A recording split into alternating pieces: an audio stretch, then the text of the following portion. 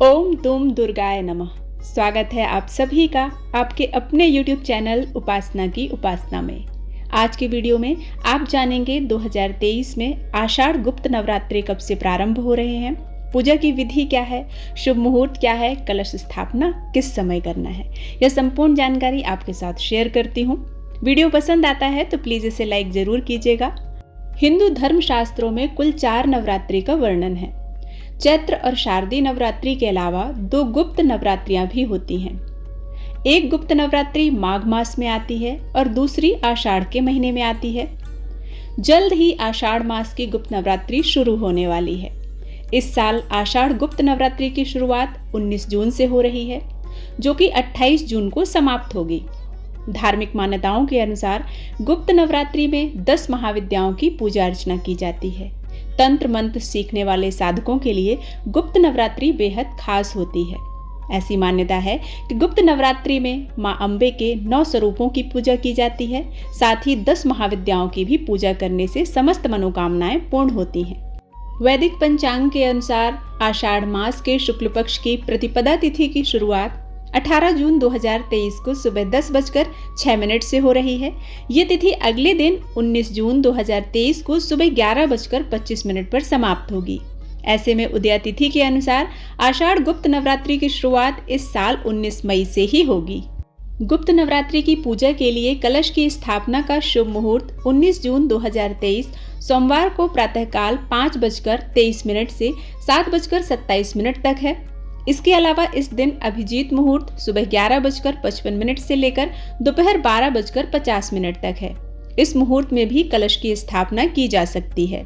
इस नवरात्रि में अपनी पूजा प्रार्थना को आप जितना गुप्त रूप से करते हैं, उतना ही ज्यादा इसका फल प्राप्त होता है। आषाढ़ मास की गुप्त नवरात्रि पर देवी की पूजा करने के लिए सूर्योदय से पहले उठना चाहिए। स्नान ध्यान करके स्वच्छ वस्त्र धारण करना चाहिए। स्नान करने के बाद शुभ मुहूर्त में पवित्र स्थान पर देवी की मूर्ति या चित्र को एक चौकी पर लाल कपड़ा बिछाकर रखना चाहिए। उसे गंगा जल से पवित्र करना चाहिए। देवी की विधि विधान से पूजा प्रारंभ करने से पहले मिट्टी के पात्र में जौ के बीज बो देना चाहिए। इसके बाद माता की पूजा के लिए कलश स्थापित करें। अखंड ज्योति जलाकर रखें। सप्तशती का पाठ करें और उनके मंत्रों का पाठ श्रद्धा और विश्वास के साथ करते रहें। शारदीय नवरात्रि में और चैत्र मास में पड़ने वाली नवरात्रि में मां भगवती के 9 स्वरूपों की 9 दिन तक पूजा की जाती है। इसके बाद 10वें दिन यानी विजयादशमी के दिन कलश विसर्जन और मूर्ति विसर्जन होता है। लेकिन गुप्त नवरात्रियों में 10 महाविद्याओं की 10 दिनों तक पूजा होती है। इसके बाद ही कलश विसर्जन होता है, मूर्ति विसर्जन होता है और पूर्णाहुति होती है। मां भगवती के 9 नाम हैं। प्रथमं शैलपुत्री च, द्वितीयं ब्रह्मचारिणी, तृतीयं चंडघंटेति, कूष्मांडेति चतुर्थकम, पंचमं स्कंदमात्रेति, षष्ठं कात्यायनी च, सप्तम कालरात्रि च, महागौरी च अष्टकम, नवम सिद्धिदात्री च, नवदुर्गा प्रतिकीर्त्या उक्तान्यानि नामानि ब्रह्मणे महात्मने। इन 9 नामों से मां भगवती का पूजन करना चाहिए।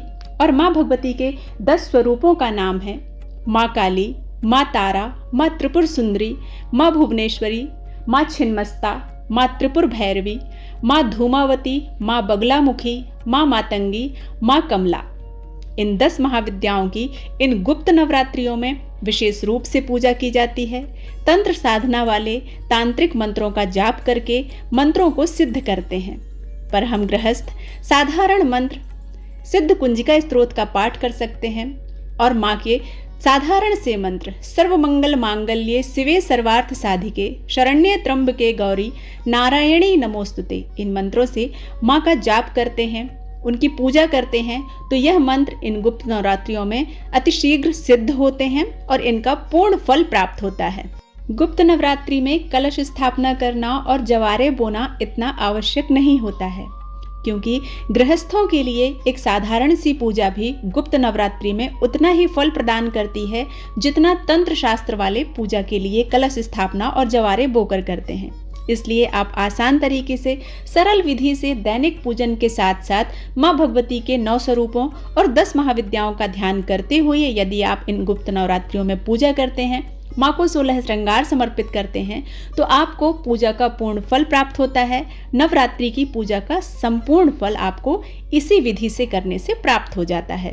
गुप्त नवरात्रियों में आप कुछ करें या ना करें, आप सुबह और शाम माँ भगवती को शुद्ध गाय के घी से दीपक समर्पित करते हुए माँ की आरती करें, दूध का प्रसाद अर्पित करें और इसके साथ ही संध्या समय 108 बार माँ भगवती के नवाण मंत्र का यदि आप 10 दिनों तक जाप करते हैं तो यह मंत्र सिद्ध हो जाता है।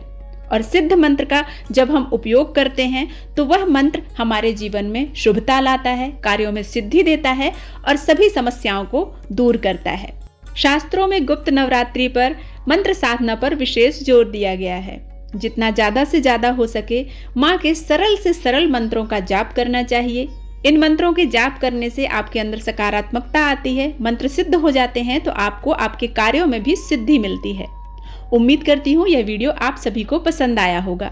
यदि पसंद आता है तो आप इसे लाइक करें, शेयर करें और सब्सक्राइब करना बिल्कुल ना भूलें। मिलते हैं एक नए वीडियो के साथ, तब तक के लिए जय मां अम्बे।